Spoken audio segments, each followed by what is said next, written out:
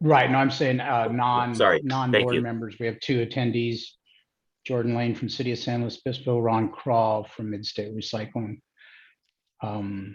So we do have some members of the public waiting for us to start. Okay. President Burbo, I just spoke with Mr. Enns. He will be absent today. Oh, okay. All right. Well, that's good to know. So we can go ahead and proceed then. All right. Well, we will call the meeting to order and we will begin with the roll call. Okay, thank you. And I have Mr. Enns is absent, Ms. Marks. Here. And Mr. Burbo. Here. We do have a quorum. Thank you. All right. Thank you. With that, we'll proceed to the Pledge of Allegiance. I will lead that. Please join me in saluting our nation's flag. I pledge allegiance to the flag of the United States of America and to the republic for which it stands, one nation, under God, indivisible, with liberty and justice for all. Okay, with that, we'll see if we have any public comment on matters not on the agenda.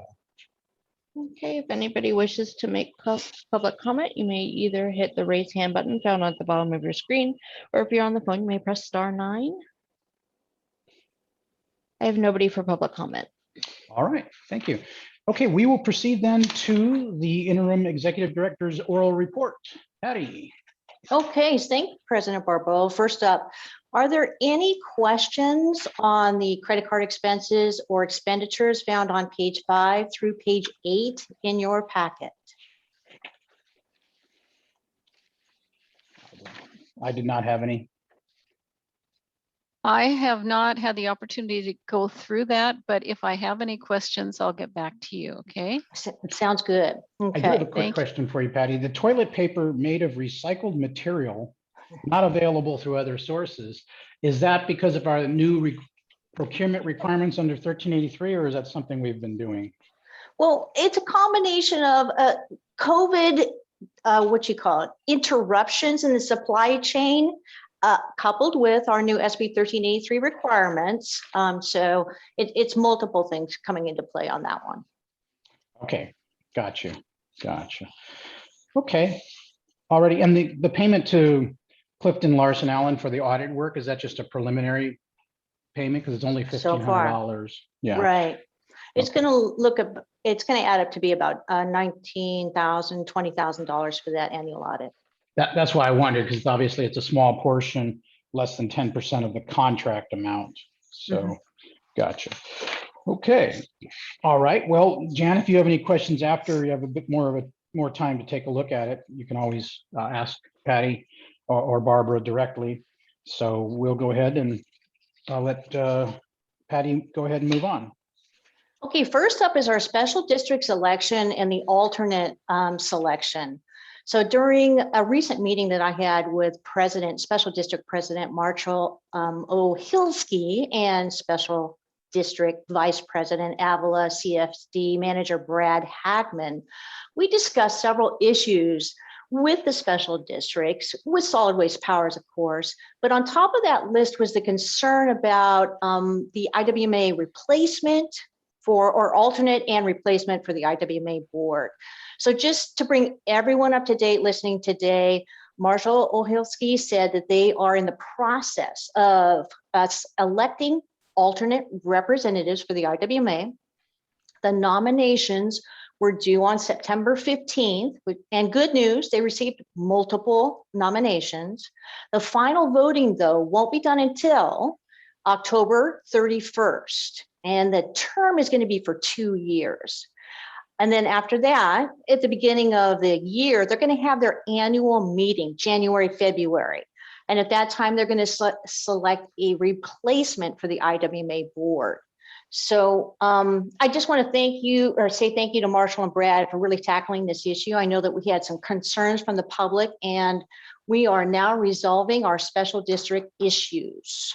Before I go on to the next topic, does anybody have any questions on this? Yeah, I'm sorry. In regards to, this was regarding the alternate, which they had never previously filled. Correct. Did they have any commentary on the primary designate position, which Robert has filled for probably 4 years now or so, or I'm not sure how long, but And Marshall did. He said due to COVID and other delays, they just didn't take and do the elections, right? Now they're getting Mhm. everything back on track. And no matter what, they're going to have those elections at their annual meeting, which he said is either going to be January or February. So we'll get that back on track. Gotcha. Okay, Just to clarify, then Robert will continue in that position until someone else is elected or he's reelected. That And is then correct. at that time, it will be for a 2-year term. Well, thank you for helping them regularize everything, Patty. I appreciate that. Yeah, I think it was, everything's going to be resolved, and I look forward to the elections, the results, and then possibly a new board member or not. Next up, annual audit. We're currently, as you know, going through that fiscal year 2021 annual audit with Auditor Controller Clifton Larson Allen. This audit is expected to be completed by October 15th, just around the corner, the results of which will be brought before this committee and the full board. A reminder, we're going to be going out for an RFP for our annual audits. This is done every 3 years. And the RFP will also be brought before this committee and the board at the November-December meeting. Are there any questions on the annual audit or the RFP topic? no, when is the deadline for the RFP submissions, responses? We haven't sent it yet, Oh, okay. yet. Okay, so we have not Yeah. published it, so we don't have a deadline. Okay, That's correct, yeah. okay, gotcha. Got it. Next up, Cal Recycle update. Good news, we've received a hazardous waste grant award. During the last Cal Recycle monthly meeting on September 21st, it was announced that this agency was awarded $100,000 for a hazardous waste grant. Specifically, this grant is designed to address the problem of small disposable propane canisters, which are a problem when they get put into the garbage can because the trucks compress them and they explode, or when they get caught in equipment out of the recycling center, or even at the landfill when the compactors go over them because they tend to explode. So again, this is a really wonderful grant. We're super excited about it. During the same Cal Recycle meeting, it was also announced formally that the 5-year plan that we submitted was formally accepted. Now, what this means is, and I'm going to read directly from the quote here, Cal Recycle has found that our jurisdiction is meeting the requirements of AB 939 and is implementing a source reduction recycling element and the household hazardous waste element and mandatory commercial recycling and the mandatory organic commercial recycling programs. All good news.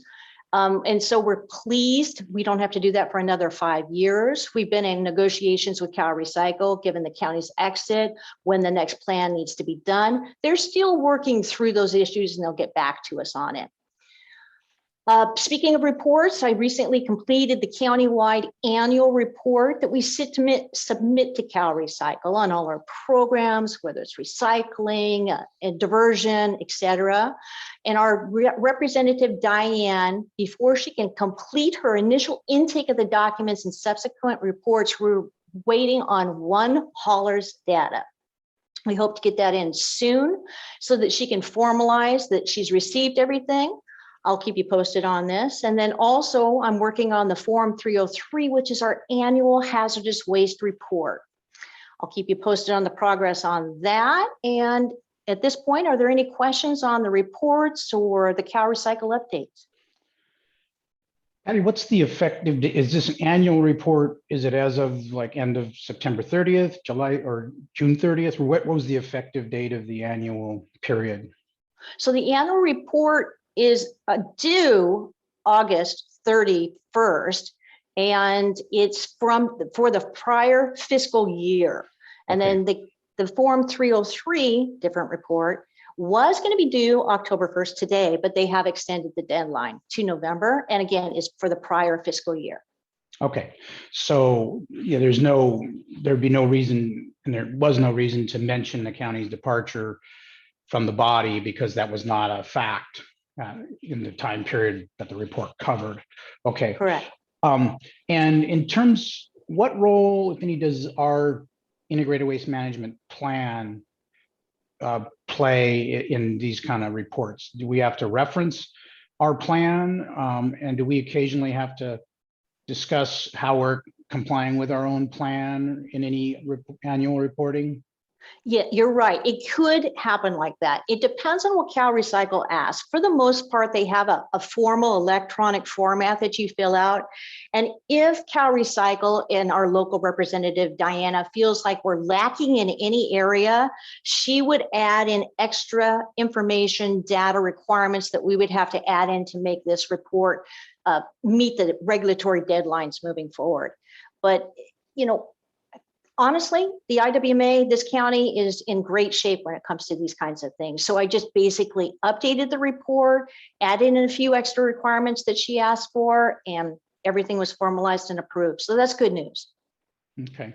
And if they don't like the report, they can come back and really beat you up for it or something? Or is it more a Yeah. matter, in this case, it's like minor questions or corrections or something like that? They could do minor corrections and questions, or they could come back and, as you mentioned, beat you up for the report. So you really do need to put the time and effort into it.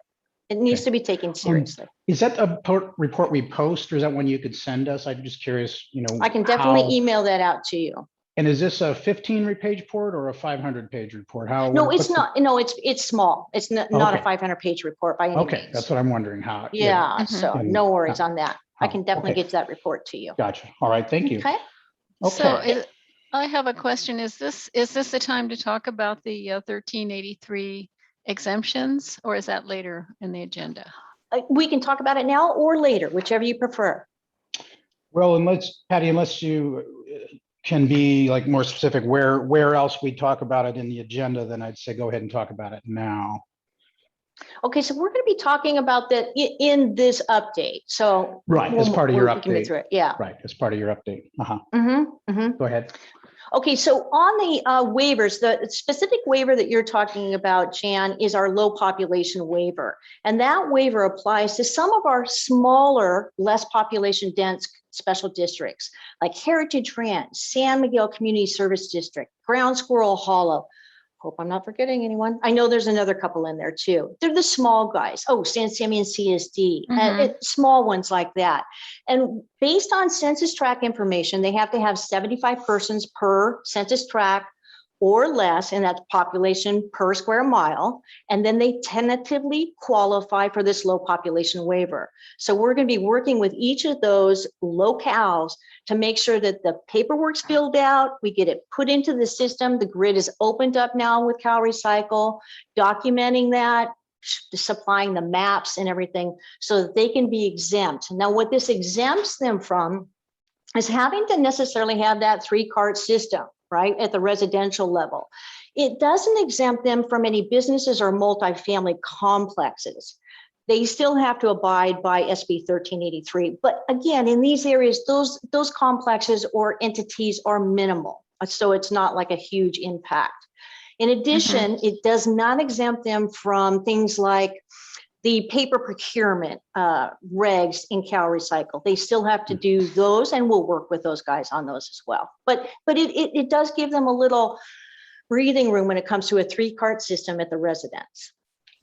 Okay, so in terms of the county withdrawing from the IWMA, are we going to address the rural county residents in terms of these waivers or exemptions before November 15th, which is the withdrawal date, or what? I mean, I think it would be if it seems to be it would make sense to do it as long as the county is in the IWMA, but I don't know if you've entered into any talks or raised this issue.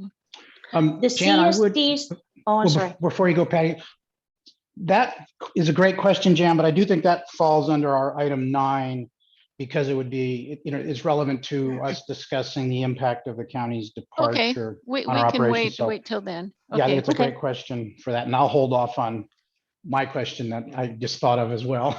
So, Okay, so we'll move on to the presentations and meetings, and please bear with us. This agency's been so busy with presentations for like the Morro Bay Public Works Advisory Committee on SB 1383. We have had meetings with Waste Connections, county staff, Cal Recycle, each of the 7 cities, again, to discuss SB 1383 implementation progress. You know, as mentioned earlier, we had meetings with the special district president and vice president. In addition, Cambria CSD staff and legal, Midstate Solid Waste and Templeton CSD staff to work through the questions and issues. Topic, SB 1383. And then we've also met with, or at least I've met with Mario at Napomo CSD and Will Clemens at Oceano CSD, just to make sure that we keep the conversations going around SB 1383 and make sure everybody's up to speed on it. Not that there isn't more we can do and more we can learn, but just trying to keep everybody rolling in the right direction. And just for a moment, for those listening or maybe the executive committee, I wanted to mention our field team, Jennifer Codron, Priscilla, Carrie, Jesse, Leanna, out in the field working with businesses, and then in-house, you know, Kelly York has been working really hard and Cheryl Price has been really hard to get. I mean, honestly, they've been working nonstop to get these businesses and multifamily complexes in compliance with SB 1383, which is, you know, we started out well over 4,000 out of compliance. Now we're down to 1,700. So that's a huge improvement. And I can't thank this team enough. They're just working day and night to make that happen. And again, we've talked about the low population waivers, so that'll give some relief to our little special districts. Just a point of clarification, Heritage Ranch, San Simeon, Ground Squirrel Hollow, and San Miguel CSD are member agencies. They are with the IWMA at this point. So we're going to help those guys get into compliance. Before I move on to the meeting or from this meeting presentation section, are there any questions? Yeah, question for you. The team, the implementation team you mentioned, I think you said Jennifer Codron and someone else, they're with Science Discovery. They are. They're doing, so the work they're doing is via our contract. Right. Okay, gotcha. Right. Just want to make sure I understood that.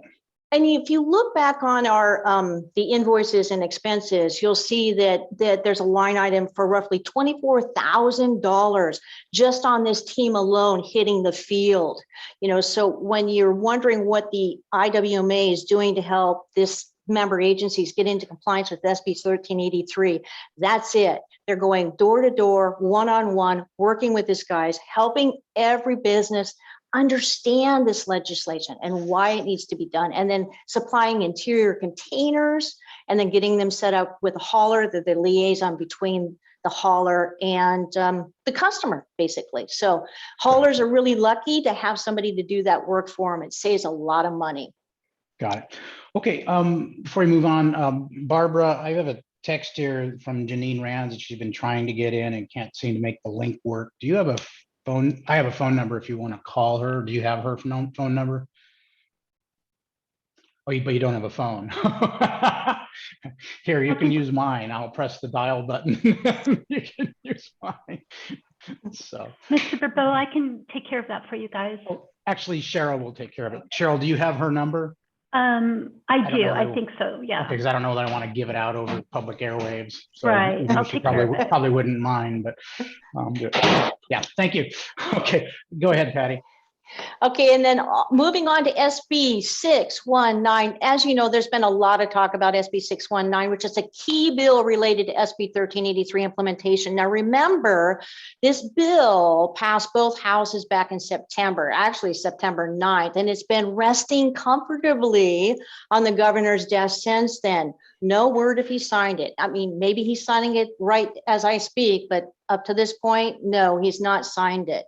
But if he does approve it, then this will allow our jurisdictions to submit a notification of intent to comply with Cal Recycle so that they can potentially avoid waivers, administrative civil penalties related to SB 1383 violations.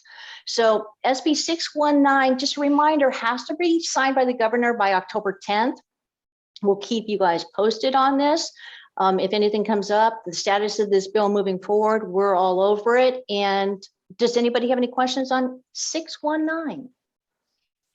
I think the biggest thing about 619 is there's a lot of perception out there that 619 essentially grants you an extra year to comply. And it's really more about telling Cal Recycle to not beat the hell out of people if they're trying. But I think it's kind of risky for jurisdictions to perceive it as simply a carte blanche, 1-year extension and giving them free rein to not proceed. They need to be able to demonstrate they're doing things. And I think our agency doesn't have a problem with that, but I think there's a perception by some that, hey, we'll get another year. Right. Yeah, And this is this is Senator Laird's bill. yes, it is. Yes. And the, I know the city of San Luis Obispo wrote a letter, it's on our legislative platform to support that. I think the League of California Cities also is supporting it. Yes. So do we need to do anything? Should we write a letter or should we just let things lie? I think my take on it, Jan, is that, the governor's got the message from the league and from plenty of jurisdictions. And and as Patty mentioned, he's plowing through these pile of bills on his desk and has another week to do it.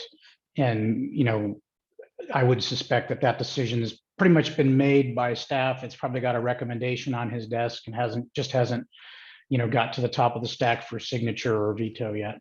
Okay. Okay, if there are no questions on that, then I'll move on to agency staffing. Yeah. As we Patty, just, I was going to say in regards to that though, but because he will sign or veto that bill prior to our full board meeting, you'll want to, inform the full board as to what the status is at the meeting. absolutely. Yeah, we'll keep everybody posted as we get any progress on that. This is a big one. Mhm. And then off to agency staffing, as discussed with the committee, this agency recently selected and hired a new clerk of the board. We're very excited. She's starting Monday and Cheryl's going to be training her for the next 2 weeks. Additionally, this agency is actively recruiting a program analyst to replace our current analyst who's leaving. So are there any questions on this topic? Hearing none. Well, actually, I do have a question, Patty. How many people applied for the position that Sasha took? I think it was like 6. Okay. And did you feel that there were plenty of qualified applicants to look at? I mean, it wasn't boiled down to whether there was only one that met the mail. Sort of? No, we actually interviewed multiple people for the position, but we Okay. did boil it down to one, and we're just thrilled to have her. Yeah. Got it. All right. Thank you. Well, I'm Right. just concerned because of our, turmoil and status and, people perceive that we're in turmoil, whether that's affecting our applicant field is what my concern was.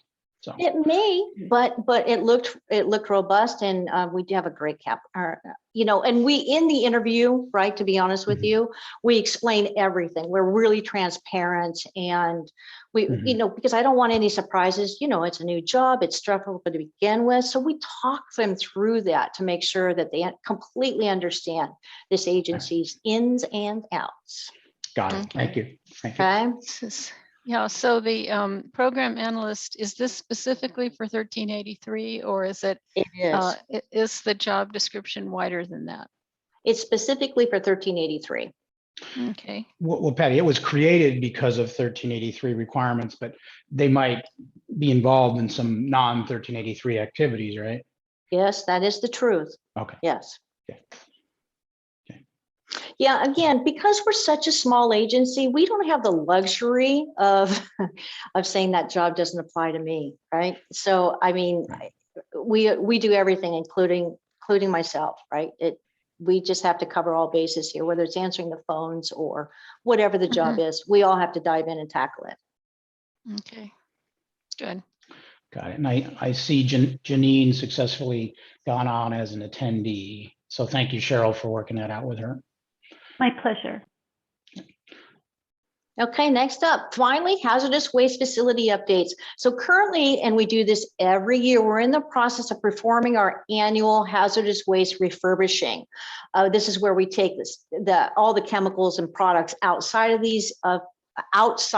the modular units, and we clean them, and then we repaint them inside and out, and then put it back in. And this is for protection purposes. You can imagine like our HHW facility out at Morro Bay with that salt corrosion, it just gets eaten alive. So, and then also we are dealing with corrosive chemicals and whatnot. So the better we protect these $75,000 to $150,000 modular units specifically designed for hazardous waste, the longer they will last. So does anyone have any questions on this topic? I'm curious, Patty, when they're cleaning them, because I've not been inside of one of these, so I'm not sure, but how things are stored before they're shipped. But I know they're coming from households of, hey, I got this leaky bag of, old, bug poison or, rat poison or something. And so you're getting all this stuff that in a year's time, you could have a whole bunch of mysterious powders building up in corners of these units, depending on how it's handled. In cleaning that, I imagine there's some standard of care in cleaning it, whether you're wearing a mask and the stuff you're doing, of course, is hazardous in and of itself. So it probably ends up going into the hazardous waste pile. It does. In fact, it's full on mask, respirators, and Tyvek safety equipment. And when they're pressure washing these things, everything has to go into a contained system for hazardous waste disposal. And does our existing contractor perform that service themselves, or do we have to hire some outside cleaning specialist to handle that? We actually hire outside cleaning specialists to handle that. Okay. And how much does that cost? It varies depending on the facility, right? And all of the facilities at this point in time, but one, are included in our Stericycle contract, right? So they pay for all this refurbishing, which is absolutely wonderful, but Heritage Ranch is not included in that. So Heritage Ranch is on our own. Okay, thank you. And with that, that concludes my oral report. Are there any other questions before we move on through the rest of the agenda? Okay, if seeing none, we will move on to the consent agenda, which item 6, 7, and 8, which consists of minutes of the executive committee meeting, special meeting, and regular full board meeting. Do we have any questions of staff or any clarifications or corrections to the minutes? Okay, do we have any? Look good. Okay, I'd like to move approval of the consent agenda. Okay, well, I will second that, but I was going to check first to see if we had any public comment on the consent agenda. At this time, if a member of the public wishes to make a comment, you may press the raise hand button found at the bottom of your screen, or if you're on the phone, you may press *9. And I don't have anybody in the lobby, so. And I have no hands raised. Okay, we have no public comment. We have a motion and a second. Cheryl, if you would call the roll. Ms. Marks? Yes. Mr. Burbeau? Yes. Motion passes. Okay, with that, then we will move on to our regular agenda. First, we'll go to item number 9, a discussion of the status and impact of county's withdrawal on the slow IWMA operations and the joint powers agreement itself. I wanted this on the agenda. I didn't want to burden staff with a report, but I think it's important probably for us to have this item on the agenda each time for the foreseeable future. Since we don't have a staff report, although Jeff, I will ask you at some point to comment on the joint powers agreement and the necessary amendments that will take place of that. But I'm going to start with we'll go back to Jan's question from earlier regarding the, whether we would do anything for the county areas relative to waivers. And my own thought would be, I wouldn't see that because it doesn't, at this point, doesn't make sense because they wouldn't be within our jurisdiction when the effective date of 1383 come around. And even though we've been working with them up to this date, and if they called, I'm sure you'd help them out with a question, but we wouldn't, in my mind, consider ourselves responsible for their compliance. They have between November 15th and January 1st to figure that out. So, Jan, go ahead. Well, with I'll, your thoughts and I'll question. counter that. I'm not, the reason I asked Patty if there were any negotiations in this regard is that I'm not certain, I don't know whether the county would be capable of giving that kind of information and counseling to their low population areas between now and the 15th. So Well, rather than, I just feel like a responsibility to the people, the residents and the businesses in that area, as long as the county is still on the IWMA board. I don't think we should neglect them just because the majority of the Board of Supervisors has decided to withdraw. We don't know what the status of their capability of dealing with all these different duties that they'll have. So it seems to me that between now and November 15th, we need to just carry on and be as responsive to right. everyone in our jurisdiction up until that time. Well, no, I understand. And I think you're correct. And I'll let Patty answer in a moment, but I think you're correct in the sense that the county is still a member until November 15th. If the county, who oversees those areas and has, the hauling franchises for those areas, if they're coming to Patty and asking questions and that sort of thing, yeah, it's our job to give them good information and try to help them out. But when it comes to, dealing with getting individual businesses, et cetera, into compliance, and of course, some of them, their whole jurisdictions may be waiverable. Mhm. I'm not sure how deep we want to go to that. And I say that because the county would need to decide how much help they want from us, because they're the ones that can be establishing whether they want to pursue a waiver. Right, but I do think that we would need to communicate with the groups that we will not be serving in that regard. If that's the decision, maybe this is something the whole board needs to talk about. I don't know, but I'm especially thinking of like Los Osos, 16,000 people.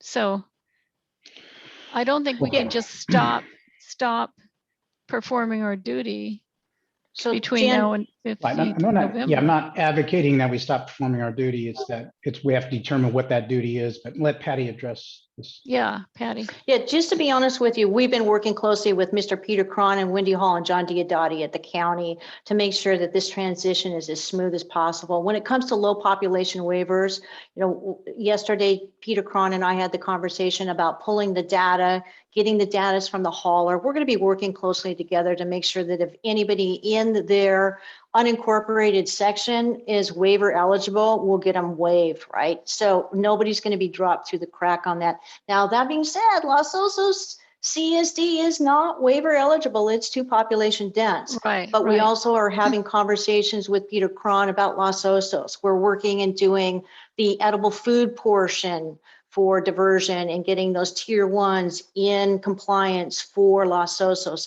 So it's not like we're hanging anybody out to dry. We're here to help out. We're really working hard to get this county into compliant all the way to January, even after that November deadline. And Patty, Okay. you'd be working with individual businesses in Los Osos, let's say, regarding compliance, just like you'd be working with businesses elsewhere in the IWMA jurisdiction. What I'm getting at is that as of November 15th, because we've created these model ordinances, you're going out to that we're presuming each jurisdiction will adopt. Part of those model ordinances is that the IWMA would be the initial point for processing, not necessarily low density waivers, but these other kinds of waivers, that sort of thing. And, if I'm a business in Los Osos, I'm not sure, or I'm a business not that there are a lot of businesses in some of the rural areas, but I'm if I'm a business in that area, as of November 15th, I'm not sure that, let's say, a de minimis waiver from the IWMA applies to me anymore. That and is that I would- correct. It does and that I not. would- Right, so I would have to get my de minimis waiver, my whatever other waiver, I'd have to get that from the responsible jurisdiction, and that would be the county. Right, and that's So- why we're working so close with the county to make this happen. We developed the waiver for them. They already have it in hands. I mean, this is, Exactly. they're going down the track, no problem Right. here. And so for me, yeah, as Jan indicated, you should, continue to do what you can for them, but there's certain things that you won't be able to do. And as of November 15th, only the county would be able to do for, those businesses and multifamily residences in their jurisdictions. And so, Fortunately, I'm Yeah. sorry, fortunately for Los Osos, Jennifer Codron and his work Los Osos really hard. So that shouldn't be hard getting everybody there into compliance already. So the county's really in a good position when it comes to SB 1383 individual compliance. right, cool. And yeah, and we expect you to do what you can for them until November 15th, but then it will be, things will have to, they will have to take over at that point. Mhm. Okay. Gotcha. Jan, did you have other question regarding that? I had one other question No, from that no, earlier portion. I don't. I mean, there's more to discuss on this agenda item, but just in Oh, regards yeah, to but that. as to, no, I feel that's a very good explanation, and we need to be good neighbors and collaborate, in this process. At the same time, we don't want to be in a situation where we are essentially doing the work for the county after they've decided to withdraw. So Sure. Right. it's sort of a balancing act. And I trust our staff to be Yeah. able to negotiate that.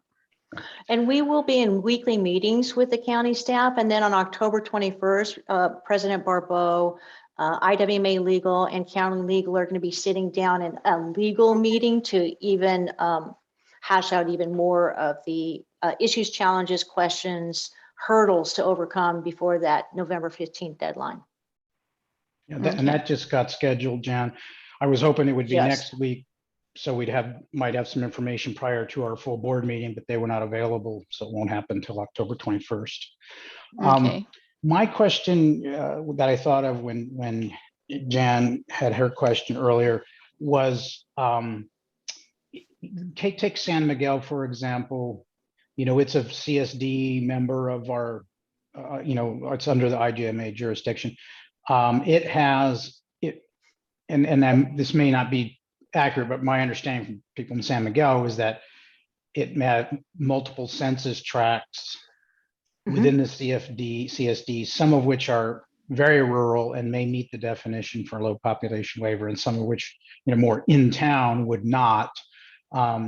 They might potentially have a partial, like, a census tract A or B is eligible, but C and D are not, let's say, for a low population density waiver. But if I understood you correctly, the low population density waiver, those are granted by Cal Recycle, not by us, or That you is grant them? correct. That Okay. I have no control over that. And, the bottom line is Cal Recycle is not going to play games here. If the census tract meets the regulations, they're waived.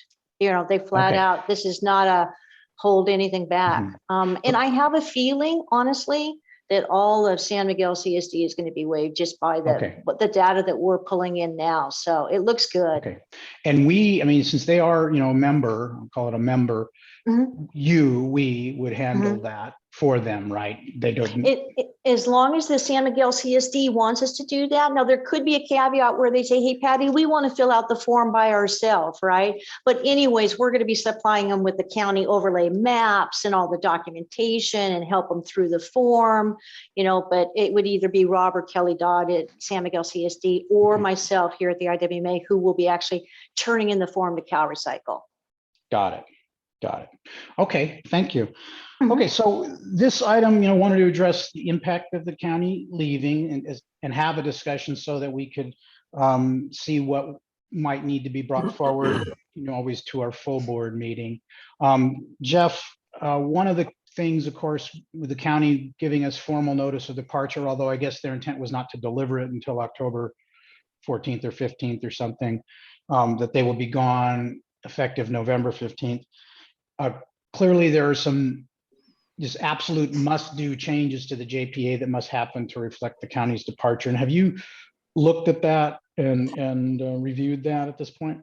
Yes, President Barbeau and executive committee members, this issue is on your full board meeting agenda, which you will discuss in this meeting as items 10 and 11. And essentially, I have proposed a bare bones amendment to the JPA that should be palatable to all parties. It reflects two changes to the JPA. One, section 7.2B, where the JPA identifies that the board shall consist of 5 members of the Board of Supervisors. And section 8.5 of the JPA that provides that a quorum requires a member of the Board of Supervisors to be present. So just deletions of the reference to the Board of Supervisors in section 7.2 and 8.5 to allow the district business to continue to move forward absent the county. And again, that comes up as item 10 and 11 on the current agenda for October 13th. Item 11 is just an acknowledgement by the special districts of that change to the JPA. Okay. And would we, I mean, there are certain other places where there's wording like representatives of the county and the city shall be appointed. You know, are there, that's not as hard and fast as, you know, a provision saying that a county person must be there. But do those things need to be changed? Or are we going to leave those in? Because I see one that we'd want to leave in would be membership is voluntary, but only the county and all the cities incorporated in SLO County presently or in the future are declared eligible. We wouldn't Yes. want to, you know, make the county ineligible for future membership if they change their mind. My intent was to make this as minimal of a change as possible, to simply allow the remaining member agencies to revise this JPA at a point a little later down the road. Right. Right. No, that makes sense. But would it become effective as of the time that we pass it, or would it become effective as of November 15th? That. Well, Janet, would become effective once all of the remaining member entities adopt the revised JPA. Yeah. Okay, so we would try to get them to agendize that. Yeah. I Yes. mean, in theory, if we adopted this change at our full board meeting on October 12th or whatever week or 13th, Mhm. we would then refer it out to the member jurisdictions, you know, on the prospective basis that the county will carry through its withdrawal effective November 15th, and we need you to adopt this JPA to reflect the county's departure.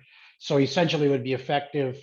I mean, let's say in every city council rushed out and adopted the revised JPA in their first meeting in November, we in theory could have the concurrence of all of the members prior to November 15th, in which case it wouldn't become effective until November 15th. But if somebody didn't get around to it till their second meeting, it wouldn't be effective till everybody adopted it, right? I think it'd be good to get it done so that it expeditiously, so that it could be completed before November 15th, and just let the jurisdictions know it's important that we do this so that we can Right. carry on.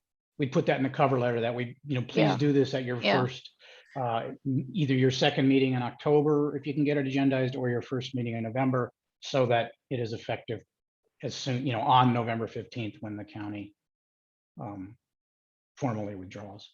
You know what, I Okay. think in response to Director Marks's question, I could see, my understanding was that it would be effective upon the signature of all member agencies.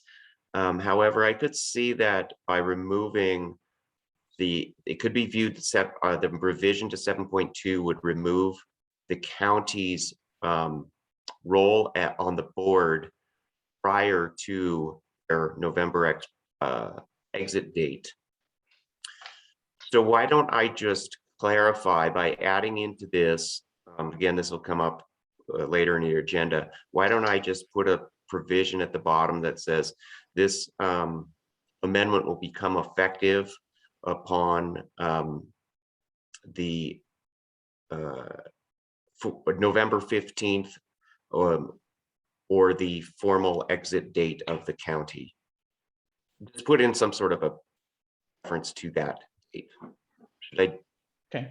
So that it's not so that the county's not worried that everybody signs this on October 30th and then we are making calls, then they don't have a seat on the board anymore. Right. No, Understand. we need to be fair Yeah. and clear. So I think that's a great idea, Jeff, just so thank that you. it's not messy, I will make, I appreciate your comment, Director Marks, and I will make that revision clear. It won't be reflected, of course, in what you're looking at on item 10 of the agenda, but I'll fix that right away today. Okay, thank you. Understand. Okay, got it. And then on to the other piece of that, which is that I think, there is an expectation amongst the cities that the county's departure will open up a discussion about other changes we might want to make to the JPA. In my, from my perspective, it makes sense to do this very specific and limited change and get it done and then have an open discussion. I picked up in talking with a couple of city managers, some, wanting to make changes quickly, but to me, quickly could still just be, within 3 months or something. That's quick. Only reason I mention that is I would hope we wouldn't get any pushback on, this very brief and succinct change reflecting the county's departure.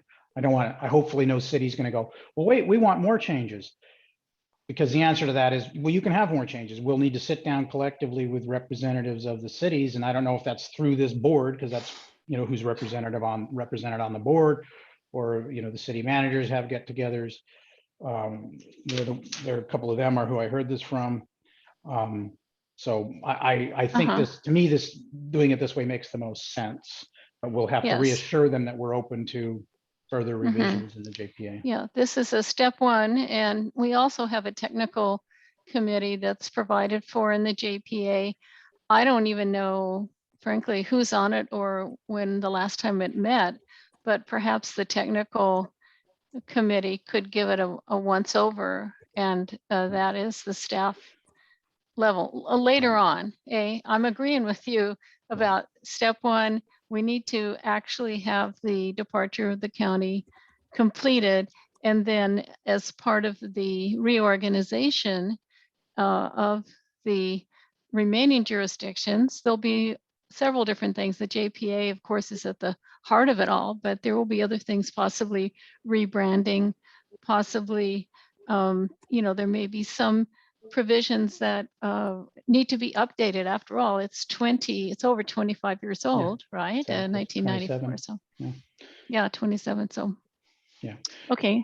No, agree. I agree. And like you mentioned, the technical committee's mentioned in the JPA. It hasn't formally met for a number of years, but Patty has a working group that essentially includes a huge chunk of what the technical committee consisted of, that she has been actively meeting with, but wouldn't meet the technical definition of the technical committee because there's some people who aren't participating, I guess. So yeah, those kind of things definitely would be part of, I think, what would be open to, discussing. I think the hardest piece of that puzzle will be who's going to sit down and reword the JPA, whether it'll be the board where we have a representative from each city, or whether it'll be some other grouping that we all agree to designate to sit down and talk through wording changes. But yeah.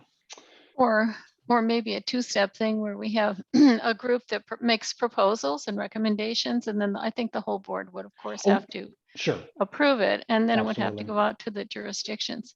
So my other question that I had was in terms of the financial oversight and operation, which now is the county controller auditor and the tax assessor of the county. And this is something maybe we can't delve into too much during this meeting, but I do want to know for sure how we're going to handle our finances after November 15th. And is this something that we will have to make an agreement with the county about? Because the whole integrity of the organization and financial responsibility is really crucial. And I don't want it to, I don't want there to be any daylight in the system. So we need to know what we need to do first. What are our priorities? So Yeah, Patty, you had your hand raised to make comment on that. Yeah, so we already have a contract with the county auditor's office, and we have reached out to Lydia and James Hamilton and checked to make sure with the county's exit, can we still maintain the same system that we have with those checks and balances? And they're absolutely fine with that. So no worries there. Everything will be seamless. There will not be any hiccups in that transition. That's good news. Yeah, so Patty, you say that you've entered into a contract with them? We already have one with them currently. And so that's just going to continue. We did reach out to ask, does it change with the county's exit? And they said, absolutely not. You're fine. We have a contract with them. We pay them every year to be part of that system. And so that will continue. Yeah.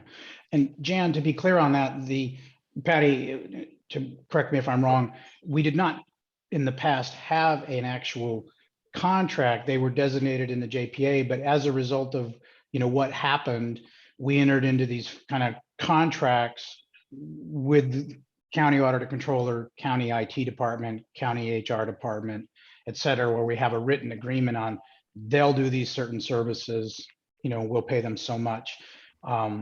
So as Patty indicated, and the county can serve local jurisdictions, even if they're not a, even if they're not a member, so to speak. So well, I want to make sure that has Jeff Menery reviewed those contracts? Has the board reviewed those contracts? Have this before they just were happened? let, yes. Before we they go were let. forward, just a point of clarification, we have always from almost day one had one contract with the county, and it had to do with the county auditor's office. Okay. Right. Okay. So, but the others you mentioned were prior or after August of 2018. So they're newer. But always throughout the course of this history of this agency, we have always had a signed contract with the county auditor's office. Okay, well, maybe that's something that Jeff Menery could just look at and make sure that everything is copacetic. Okay. Well, he reviewed the contract before the last version was awarded. It probably more a matter of, I don't know offhand, Patty, how much we pay for those services that the county auditor controller provides. Off the top of my head, I think it's $8,000, $9,000 a year. It's 7.7. So I would imagine sorry. this happened before I joined the board in January. So yeah. I apologize if my ignorance is causing me to ask more questions than are needed, but I just feel that we need some sort of belts and suspenders kind of assurances in this regard. No, I think it's a very good question. And I think the public Jan. does too. I think it's a very good question because in my conversations with a couple of city managers, they both were, making quasi assumptions that, and having concerns that, boy, if the county pulls out, they're not going to do all of the things that they do for you right now. And my point was, well, they can. B, A, and then we have contracts, and B, it's not a lot of money. So this is not a huge, their concern was, as part of our, hopefully velvet divorce, that this would potentially have some huge impact on the organization. And while it is hugely important, it's not a significant, dollar thing at all. Okay. As Patty mentioned, Good. it's $8,000 of the controller, and it's a lesser amounts with IT and maybe more for IT, but it's not significant piece of the financial puzzle, these services that the county provides. And just a point of clarification, we do not have a county IT contract anymore, Oh, you're right. We dropped it. Yeah. right? Right. But yeah, so, No, you're correct. Okay. We added one and then we dropped it. mhm, Right. Okay. Right. Thank you. mhm. Okay. The other piece on this agenda item was, and Patty alluded, she's, had some discussions with Peter Cron. We're going to be having this more formal meeting that includes county legal counsel on October 21st. Talk a little more about where the county is in terms of the provision of services and what they might or might not ask for our help into continuing to provide. So I will be present in that. And Jeff, you're going to be present along with Patty, right? Right. And then, so, and Patty, at that point, there will be county legal counsel, but there'll be reps from Public Works there. And I don't know, and a rep, at least a rep from the county administrator's office there as well. So, Patty, I don't know if there's anything you can share from your conversations with Peter, or if we'd rather not, since those might lead into negotiating settings. And Jeff, let me ask you this question.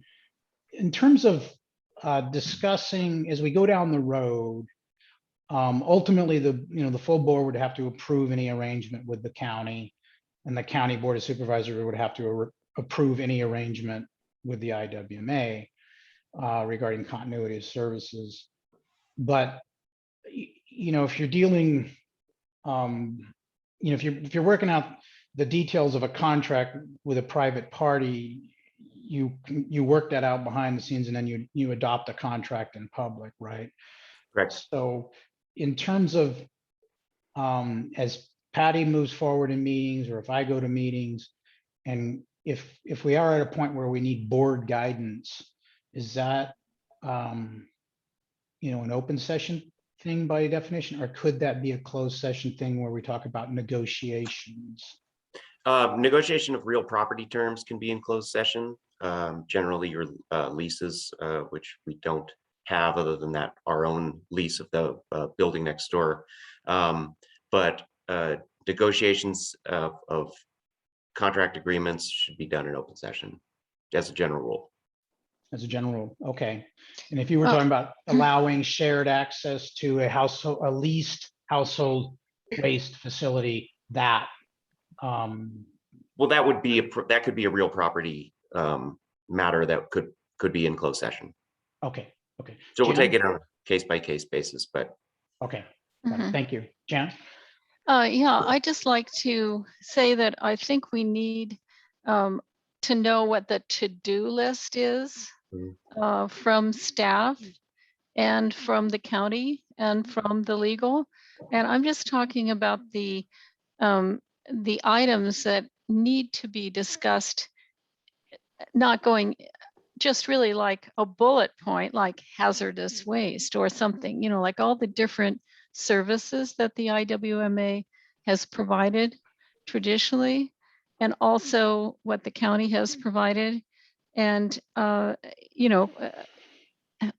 access to landfills that are in the county, just this whole list. And I think where negotiations may at some point need to be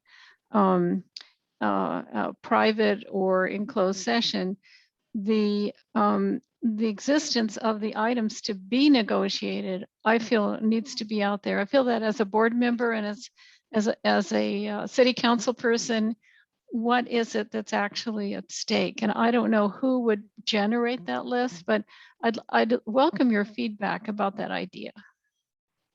I can definitely generate a list. And I think that's an excellent idea. And I appreciate your comments on transparency too. I think that the public really wants to know about this transition. And that's a fabulous idea. And I will begin compiling it immediately. I think that's a real good idea, because also as Patty compiles the list from a staff perspective, these are all the things we think need to be addressed. It would also give then, after she does that, a chance for board members to go, oh, but what about this? And maybe end up adding a couple of items. to the list Patty comes up with. Great idea. Love it. Oh, good. Okay, thank you. I think it would make everybody feel more secure, and I think that's transparency is important, but also just making sure that everyone knows that things are going forward in an orderly fashion, and that there's a great deal of stability and collaboration going on. Sounds great. Okay. All right. So in regards to this item, Jeff already has on next week's or on the full board agenda, the JPA amendment. We know we have an upcoming meeting with the county on the 21st. Patty is talking at the staff level with Peter Cron and others from the county. And is there anything else regarding the county's withdrawal that we need to discuss or bring forward to the full board? That, Jan, you or Patty and Jeff that you see? I think the to-do list will be a guiding document. Keep us on track. Okay. Yeah, and I think there is this basic provision in the JPA that the assets of the IWMA stay with the IWMA. That's correct. And don't go with the withdrawing member. I think that that's really important. I'm saying this in conjunction with the to-do list so that we're not placed in a situation where in some way our financial well-being would be impacted by any of these different negotiations. The county, the MSW report said the county would have to spend $1.5 to $2.1 million to set this up, and that doesn't include other expenses. So they have decided that it's worth spending the money to do this for whatever reason, and I think we need to make sure that we're generous in terms of collaboration, but really fiscally responsible in terms of our own organization. Yeah, and it's going to present a whole bunch of practical problems and issues as to how some things will work if the county, they're leaving, but if they choose not to, try to utilize our services, that will complicate the picture. From an operational standpoint. Right. It will make everything more expensive.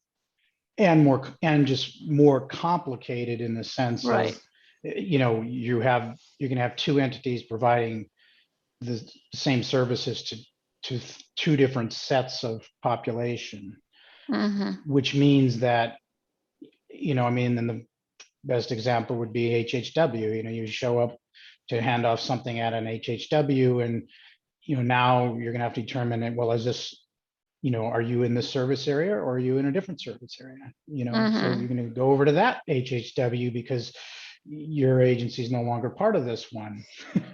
And those are practical problems that will further increase the cost to the two entities trying to provide the same service. Right, and also the aggravation to the public. Exactly. Yeah. But we, I think, are in a mode of without getting too far into it, like you said, because as collaborative as possible, but collaboration takes two parties. So no kidding. See where that goes.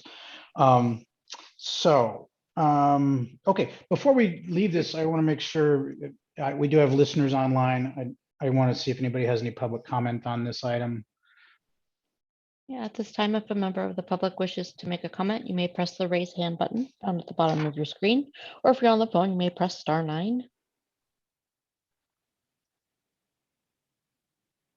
And Jen, I had not seen your email yet that you mentioned. Let's see if it's come in since then. I sent it to Jeff and Patty, and I would appreciate it if they would forward it to you. I'm so with the executive committee, Sure. two of us cannot communicate with each other without, because of the Brown Act. So right. I wanted to hope that they would forward that to you. I did not email that to you. Absolutely. No, that's fine. I thought you'd mentioned that you sent it to me as well, and that's, so I was looking for it, but no, that's fine. Okay, Barbara, do we have anybody that wishes to make comments? We Or do Cheryl? not. We do not. Okay, all right, then we will move on to item number 10. Okay. Regarding So- our consultants verification, repackaging of data for the 218 processes. Yeah, first and foremost on this, I want you to take a moment to look at your packet on page 24, because I want to point out a mistake, a typo that I made. It says that the IWMA board meeting, the date is listed at the bottom of that timetable, and it says it's November 11th. That is wrong. It is October 11th. That is wrong. It is October 13th. Again, Right. Okay. the IWMA board meeting is October 13th. So please ignore that, cross it out.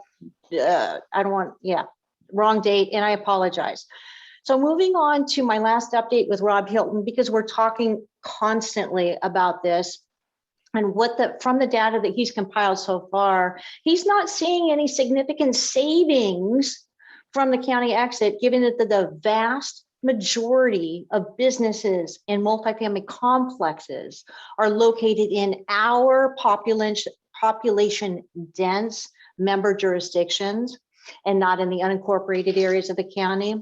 So this is just a reminder to everyone listening today, and even the committee, businesses and multifamily complexes drive the majority of SB 1383 costs. As you can see in our expenses that I pointed out, August bill for outreach and education, $24,000 for that team to go out and do site visits.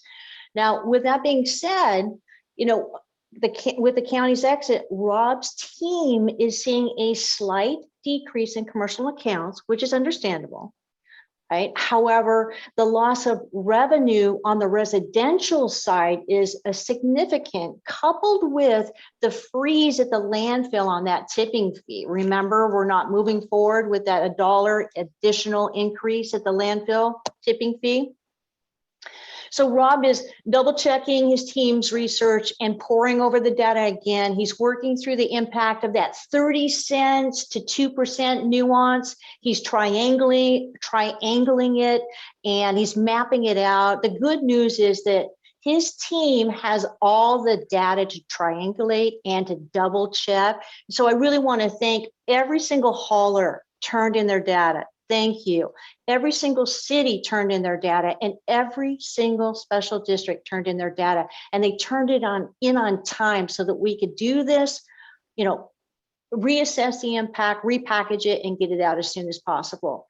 So again, he's going to have a legal memo to this staff and our legal, Jeff Minery's office, by Thursday, October 7th, if not sooner. And just again, a reminder for everybody listening today and participating in this meeting, this fee that we are discussing is not property related. Again, it's not property related. What we're discussing is a fee that is on the hauler. So beginning January 1st, 2022, this agency will be charging the haulers that fee. And we'll bring back Rob's results to the IWMA board, full board, on October 13th with a set of assumptions for the future, given the assumptions and the information that we currently have. I'd be happy to answer any questions that you may have on this topic. Jeff, do you have anything to add at this point before Jan and I dig in? Or you're muted? No, I have nothing to add. Thank you. Okay, all right. So I just wanted to say, is the board going to have access to the data package before the meeting of the 13th? That is my intent. Okay. Well, yeah. So that when we discuss it, we will have had a chance to read it and think about it a little bit before the meeting, rather than just having it, so the data package will be included with the agenda when it's sent out a week before the meeting. Is that correct? Yes. Yes, Okay. and Jan, you'll note on the calendar on page 24 that Patty referred to, it shows on October 8th. Mhm. I think she kind of referenced October 7th, actually, that Rob would Yeah. finalize it.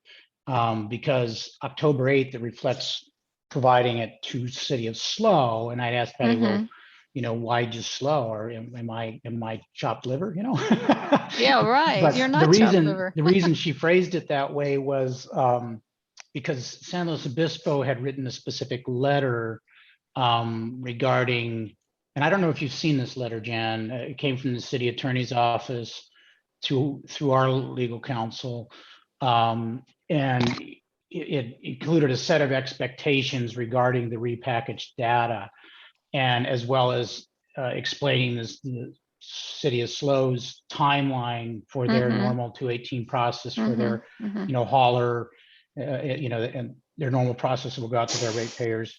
Yeah. And so Yeah, in that, they I did request, review that, yes. okay, so yeah, in that, Mhm. they did request to have data by October 8th. So that's why Patty included it in the, into this kind of schedule that way. But the data would be provided, when I talk with Patty, really, it would be made available to all of the jurisdictions.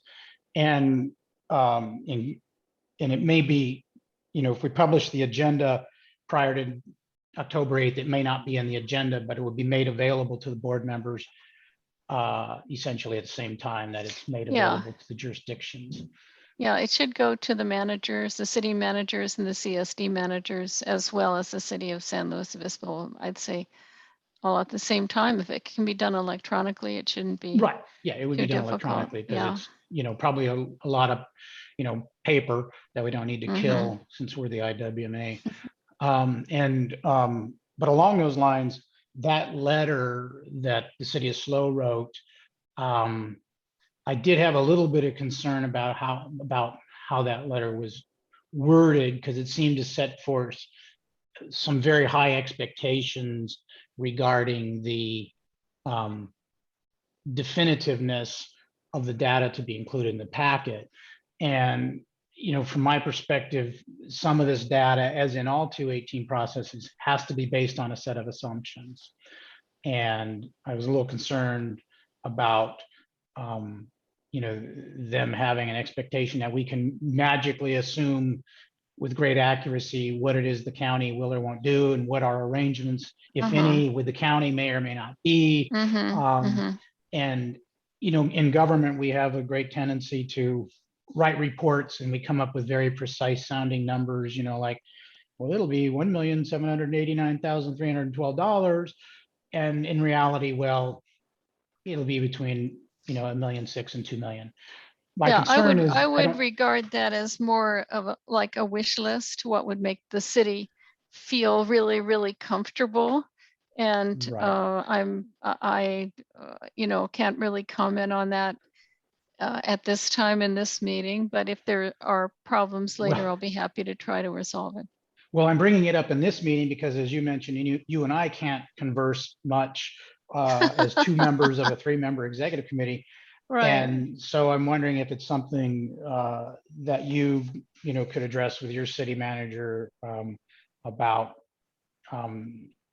our consultant and Patty, Barbara, they're going to do everything they can to provide the most accurate Mhm. set possible Mhm. of repackaged data. But people cannot expect perfection. No, well, when the package comes out and I've had a chance to review it, I will sit down with the city manager and the city attorney and go over any remaining concerns. Okay. But I wouldn't put too fine a point on it at this right now, Okay, got it, understand. And as Patty mentioned, we chose as a board, and I think properly so, we would not pursue the tonnage increase. So between that and of course, costs not really, they don't go down when you're serving 98% of the businesses in the county. 75% of the population, but let's say 95% of the businesses, and stuff, costs won't go down that much. And and even when it comes to residences, serving a slightly smaller number of residences isn't going to decrease your cost that much. Bottom line is the rate increase that we had previously put forth, 3.25%, is likely to come in higher. And I think that was kind of implicitly understood by everybody, but that, we'll see as we come forward. So, okay, do we have any other board questions on this? And if not, we will see if there's any public comment on this item. A member of the public wishes to make a comment, you may press the raise hand button found at the bottom of your screen, or if you're on the phone, you may press *9.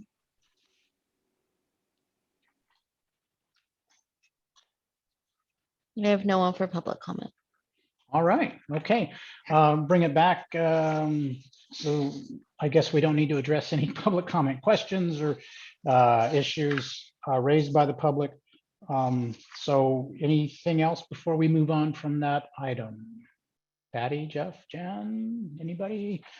Okay, then we will move on from that item to our next item, number 11, which is the consideration of the draft board meeting agenda for October 13th.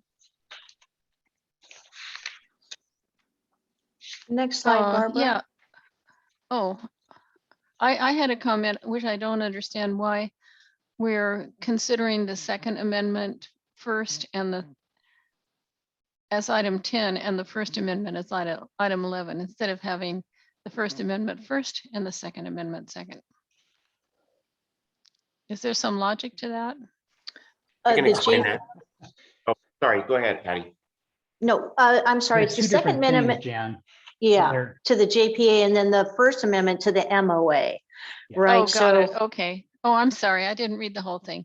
And, Sorry, and, just- I withdraw. Yes. and so just to be clear, the first amendment to the JPA was the adoption of the MOA. Yeah. So Okay. the JPA was amended to bring the special districts in by the So MOA. what about when Paso joined in 2002? Was that an amendment to the JPA? It was not.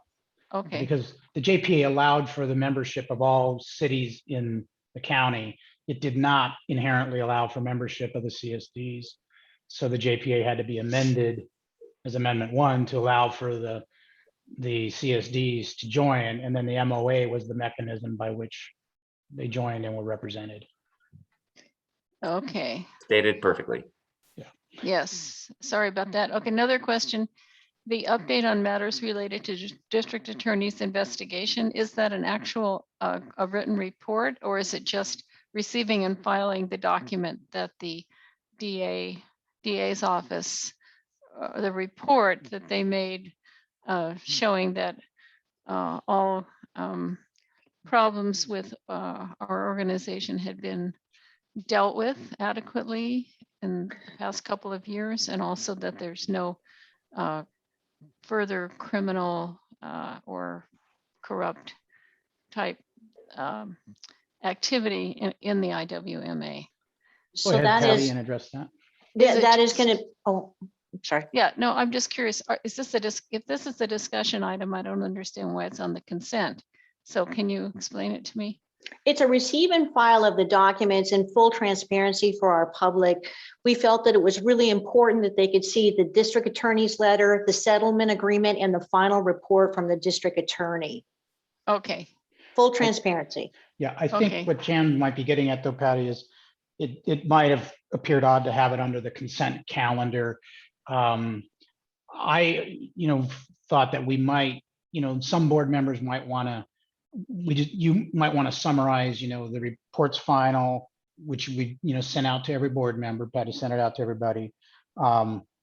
There's really no further recommendations for actions, so it isn't as if we have to, have it as an action item. So really it's, just as Patty said, we're updating everybody that it's, of course, been received, it's been disseminated. We put it out on our Mhm. website for anybody to view. And also, we did receive, sign, and signed the settlement agreement with Mr. Knudsen. We also posted that to the website along with the DA letter that had requested us to, withhold the documents during the course of their investigation. So it's just kind of closing the loop on all that. But if anybody Okay. wants to pull it off the consent calendar, we certainly can have a discussion on it. Mhm. So, Okay. Thank you. okay. And then the only thing I see, Patty, is, we just had this discussion about on the agenda item of the status and impact of the county's withdrawal. I kind of feel like we need to have that as a discussion item on the full board agenda, even if we don't have a lot to report. You got it. Because if we don't have it, sure enough, something significant will happen between now and October Mhm. 13th. And then, Excellent idea. yeah, so, yeah. So I'd like to add that as a full board item. I agree. That's great. Mhm. Mine do too. If Okay, it can just be like a recurring, Right. item, and it may even be on our agenda beyond November 15th. We may, Possibly, very probably possibly it will so. be through the rest of the year, I would imagine. Yeah, and if sometimes if there's really nothing to report, it's just, well, there's really nothing to report on this, and that's it. But it's there Yeah. and available for discussion. Okay, Okay, thank you. any other questions, comments regarding the full board agenda? If not, we'll open it up to public comment on this item. Barbara? This time, if a member of the public wishes to make a comment, you may press the raise hand button found at the bottom of your screen. Or if you're on the phone, you may press *9. I don't have anybody for public comment. All right, thank you. Well, this is unusual, but I see we do have several members of the public listening in. So thank you all for doing that. And let's see, where am I at in my agenda? I think we're close to finishing here. Yes, we are. Do we have any member comments or future agenda items? And I have a comment, just when Sasha, this will be the first meeting that Sasha will be the clerk of the board, and perhaps we could just take a few minutes at the beginning of the meeting to welcome her and introduce her so that to the whole board, so that, Sure. I yeah, think that always is helpful for a new employee, and also that way we have a sense of who's on our staff. And right. so if we could just, I don't know where you want to put that in, but it'd be Well, great. I'll leave it up to Patty, but I'd say either at the very beginning or in the executive director's oral report. Normally I'd say there, but since she's going to be clerking, you might want to introduce her at the very beginning. But Yeah, that's I your think call, so. Patty, how you want to Sounds good. address that. And I would just remind the public that we did have a special board meeting yesterday that lasted less than 15, I think it lasted 9 minutes. We adopted a resolution that allows us to continue to hold full board meetings in a Zoom format. And so we will, the board meeting on October 13th will be in a Zoom format and available to the public as these previous meetings have been. So Jeff, do we need to have, speaking of the agenda, stepping back a step, do we need to have, well, there it is right there. The renewal. Yeah, renewal of the, how come I Yeah. didn't see that on here? Okay, I guess I just missed that on here.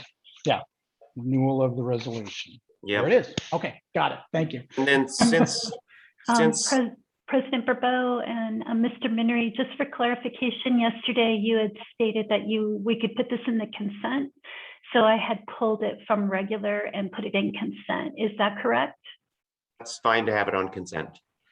Thank you for Yeah, that clarification. Thank you. So it won't be item 13, but that's fine. Yeah, it'll Mhm. be in consent. Gotcha. So beautiful. Do we need to, or should we have put it on this agenda to adopt a similar resolution so that the executive committee could continue to meet Zoom? The resolution adopted yesterday by the entire board includes all committee committees of all legislative bodies of the Excellent. IWMA, which includes you. So yes, I did that Thank you. Beautiful. purposely to make sure we don't have to deal with this on this end as well. Thank you. I should have read it more closely. Okay. Okay. All right. See any other thing. I think we are ready to adjourn. Any parting comments? Or if not, we are adjourned. And thank you to the public for participating. Did we get a motion on the Oh. board agenda? Oh, yes. I Good move, point. I move the board agenda. We asked for public comment. We didn't take a motion. I'll second. Good catch. Cheryl, yes, very good catch. Thank you for that. Ms. Marks Yes. and Mr. Barbeau. Yes. Motion passes unanimously. All right. Thank you all. Okay. Thank Thank you, all. everyone, for all your hard work. It's really important. Thank you. Thanks, Jan. Thank you, everybody. Bye. Okay. Leave. And where's